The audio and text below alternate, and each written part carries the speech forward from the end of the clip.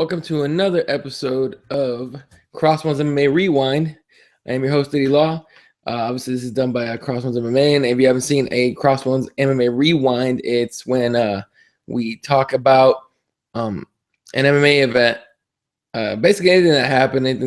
Basically the quickest way to get a reaction from any of us. Obviously, the first two ones have been me. So it's the quickest way to get a reaction about any event that we either watched or attended. I did the one last weekend on Invicta FC 10. It was 1 in the morning in Houston. Very, very thankful it's not 1 in the morning in Arizona.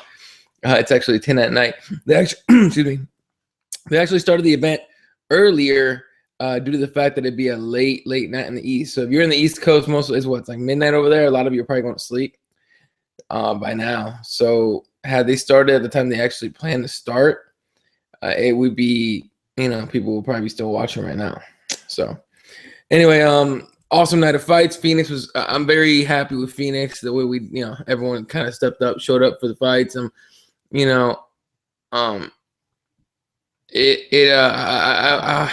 I almost thought for a second, I thought that Phoenix would be a big letdown. I'm glad it wasn't.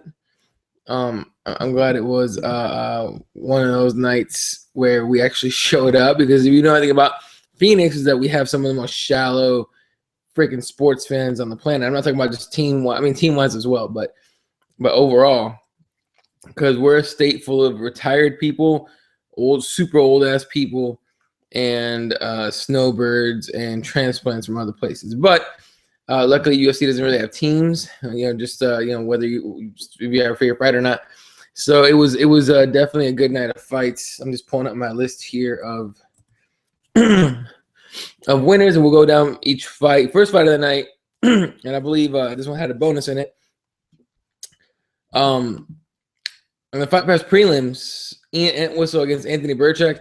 It wasn't necessarily the fight everyone thought it was going to be. I mean, you knew for sure Entwistle was going to go for that heel hook. Everyone knew. Everybody knew. Burchak knew. Fucking Entwistle knew. The fucking refs knew what he was going to do. He still couldn't stop it. Burchak couldn't do anything about it. And they started off on the feet. Obviously, Burchak got the takedown and just the heel hook right away. And then Burchak tried to roll out of it. He rolled until he hit until he hit the cage and couldn't roll anymore. And since neither one was sweaty, they weren't sweaty at all. It was a lot of friction there, and it would have been incredibly hard to get out of it. It looked like he got out of it for a second, and somehow Entwistle got it back. So props to Entwistle. He got a bonus out of it. So good for him. After that, we saw the debut of Henry Cejudo, who is an Olympic wrestler, I believe a gold medalist. He took on Dustin Kimura. I thought Kimura was going to be able to finish him via submission. I thought, taking him down would have been a bad idea.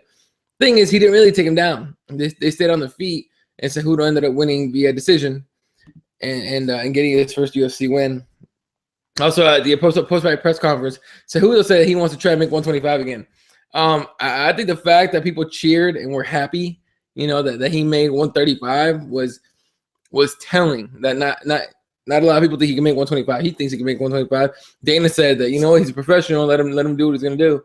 So apparently he thinks he's gonna make 125. So we might. Apparently we're gonna see him back in that flyweight. So we'll see what he does. After that, David McCall took on Garrett Whiteley and ended up winning the decision. It was actually a pretty fun fight for being a decision fight. They they threw down. They were clinching, throwing dirty boxing, everything you could do.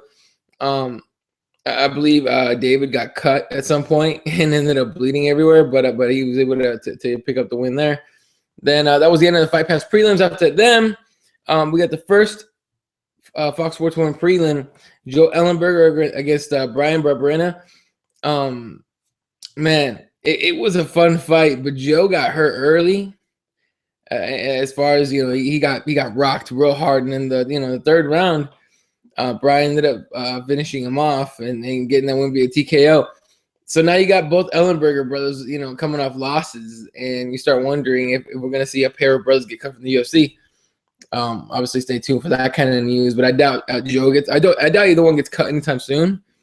But you know, they're on that list of guys that have must wins coming up. So yeah. After that, we were supposed to see Ed Herman against Derek Brunson, but Bruce Buffer announced, and I believe it must have been Joe Rogan or Mike Goldberg that announced on TV. Derek Brunson got sick apparently and wasn't able to fight, so that fight actually got canceled. I didn't get any word on whether they would get paid or not. I'm assuming they do because Dana White's usually good about that. But yeah, I mean, hey, you get sick, you get sick. In fact, one of the guys in his next fight got sick before and was able to fight. Jimmy Varner in one of his last fights wasn't able to fight due to the fact that he had the flu. So, but he took on Drew Dober and lost in the first round via submission. And then after the fight, he announced that he's retiring from MMA. So, Jamie Varner, we thank you for all the fun fights you put together. Varner himself said that he just could no longer run with the young guys that are in the UFC anymore. And as we know, MMA and pretty much all combat sports is a young man's game. So if you can't evolve with the young guys and keep up, you're kind of in deep trouble. But Dober picks up a win against a good fighter, a big name, and that should get him a top 15, top 10 guy, maybe top 10 guy. You take that chance, but that lightweight division stacked.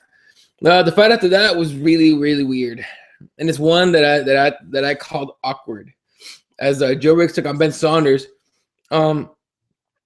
Right away they came out, they were trying to feel each other out, see what the rhythm was like, and then Joe Riggs shot in for a takedown, picked up Saunders, and then when they landed, Riggs hurt his neck. He tweaked it somehow, and Riggs just started tapping hard. He was just tap, trying to get the fight stopped.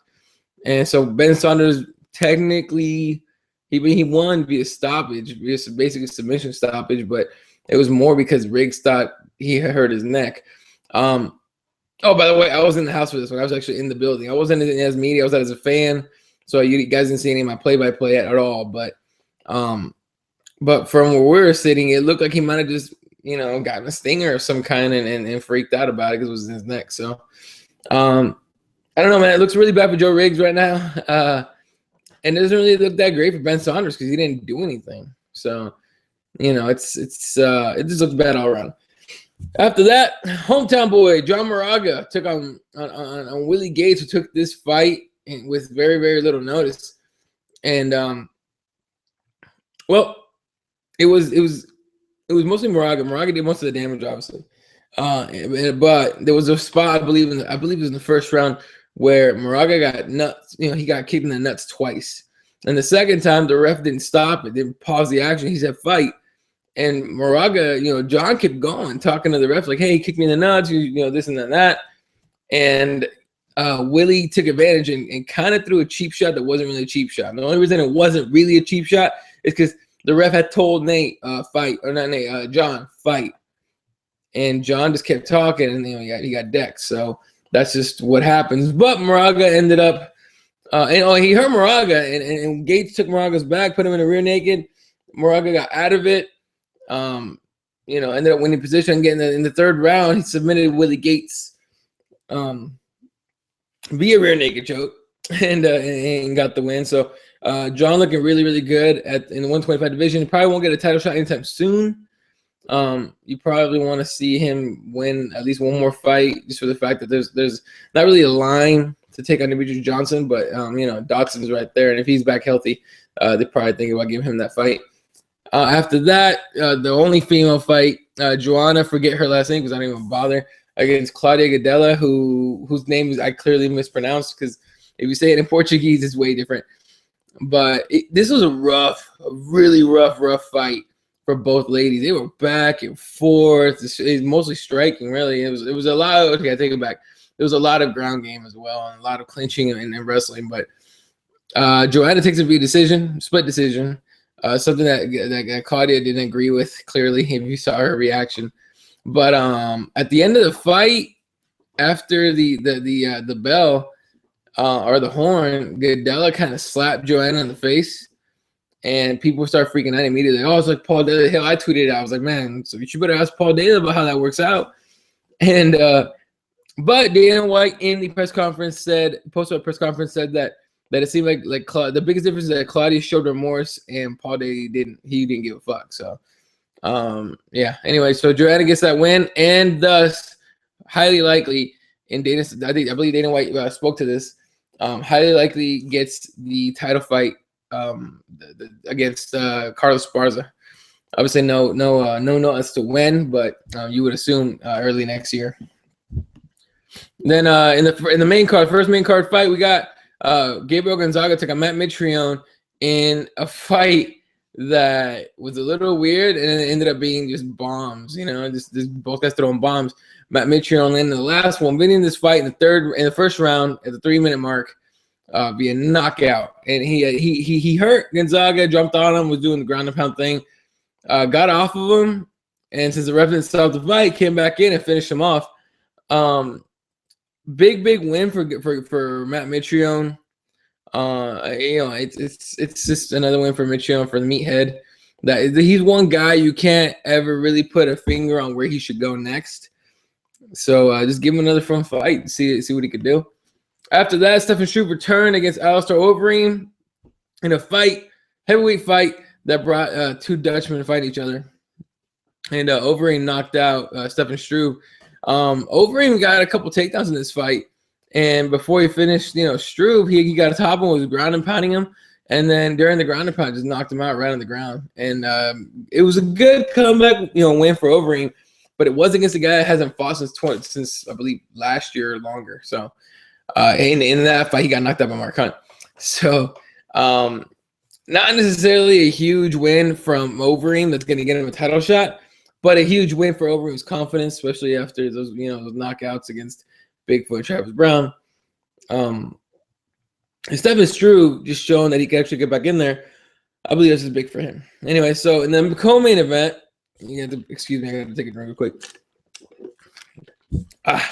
In the co-main event, Rafael dos Anjos took on Nate Diaz in a fight which I thought was going to be a scrap fight.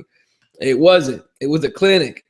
Unfortunately, the clinic was against Nate Diaz. Rafael dos Anjos leg kicked the crap out of him, and Nate could not walk. I mean, Nate ate like 4 or 5 of them, and on number 6, he limped hard, and everyone knew it at that point that Nate was going to have a long night. Dos Anjos landed 129 total strikes out of 175. That's 74% chance, or 74% completion rate. Nate Diaz landed 51 of 145. That's like 35% or so. So, and the significant stretch was huge. I mean, 77 for Rafael, 13 for Nate. Clearly, Nate got owned. He got taken down twice. It was just a bad fight for Nate Diaz. I actually kind of ran into him on the way out of the arena. They were, they were not heading to the press conference. I don't know where they were going, but they weren't heading to the press conference. So, I don't know. They probably went somewhere to smoke. Anyway, so Rafael dos Anjos gets the win. And according to Dana White, the next title shot at Anthony Pettis. And Anthony Pettis, and again, according to Dana White, texted Dana White saying that he wanted that fight. So you could see dos Anjos and Pettis probably fight each other probably early next year, since Pettis is supposedly not hurt, even though we all heard that he broke his hand. And Rafael dos Anjos clearly didn't get hurt in this fight. It was a clinic. Then in the main event, we got treated to an awesome heavyweight fight as Junior Dos Santos took on Steve Miocic, however you say that fight, Miocic, on that name. Everyone thought Steve was going to get knocked out in the 3rd round. He didn't. He lasted all 5, man, and it was an awesome fight. They rocked each other early and often. They it was just a weird, like, back and forth. Every time someone hit somebody hard, the whole crowd freaked out, like, ooh, and the guy would survive. It was pretty crazy. I didn't agree with the decision that Stipe won, but they gave it to Junior Dos Santos. And the part that annoyed me more was that it was unanimous, that all 3 judges agreed that JDS won. I don't believe that's the truth. It should at least been a split decision. Go ahead, JDS, but it should have been split, to show that there's no way, but that JDS clearly won this whole fight. So, but he gets the win, and of course, the whispers now of a possible 4th title shot. Excuse me, I guess it's late here. I'm tired, but I guess JDS, or I guess Kane. So I don't think you do that. I think you make JDS versus Overeem. I think you do that. You should. They should do that. I think anyway. So yeah, I'm pulling up the bonuses here. Bonuses won by JDS. Miocic for giving fight of the night. Obviously, it was a fight of the night. Ian Whistle and Matt Mitrione on performance bonuses. And Whistle for the heel hook submission against Burchek, of course, and Mitrione against for his knockout of Gonzaga. All of them get $50,000. The announced attendance was 15,300 for a gate of 1.5 million. Good job, Arizona. We showed up. We showed that we're an hour and a half from Vegas, but we would prefer not to have to drive all the way to Vegas for a fight. Hopefully they come back sometime soon and often, so we can get some more UFC cards in the desert. So yeah, I mean that's it for the Rewing. A couple weird things that happened tonight. There was a few fights in the crowd that was weird, because you could tell who is from where. Anyone that is from Arizona, lives here right now, understands the difference between someone from Phoenix and someone from Scottsdale. In the crowd, clearly someone from Scottsdale got the shit kicked out of him because this dude took a freaking hard punch. Look, it was a guy in it was kind of like shorts and or baggy jeans and a shirt, just a regular shirt. This other guy was like in jeans, a nice little fucking collar shirt, and one of those New York hats, those weirdo hats, I don't even know what to call them. Well, the guy that was dressed up took a punch to the face and went down these stairs, a long thing of stairs, just rolled all the way to the bottom. So that was one. The other one was near on the higher up in the ups and the nosebleeds. There was a whole section of Brazilians. Well, someone in there was anti-Brazilian, and they were letting her have it, flipping her off, telling her she's gonna die, and that usual chant that they do. And this chick, her friends ended up having to drag her out of the section and pretty much out of the building because we never saw her again the rest of the night. So that was a little weird. In attendance, according to what we saw, obviously Nick Diaz was there. I actually ran into them outside the arena. They were walking somewhere else, but I saw him. I was like, "Hey, where's Diaz?" And they both kind of put their hands up, even though Nate was pretty upset. What else was there? Cyborg was there. Chris Cyborg, Brent Rothwell. I believe we saw Rich Franklin. So that was pretty cool. Franklin. Who else was there? DC. Here's a good story. In between every single fight, basically they played that John Jones Daniel Cormier promo for their fight.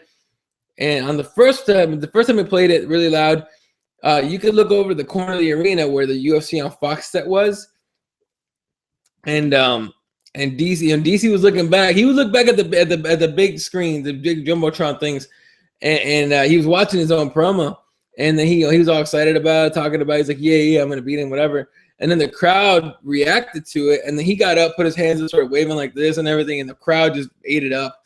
They were just cheering DC. To the point where every single time they played that promo, they would cheer him. So Phoenix is pretty decidedly, pro Cormier for that fight coming up early next year. So yeah, that's another thing there. What else happened? I can't. Oh, MMA media. Why do you all look like slobs?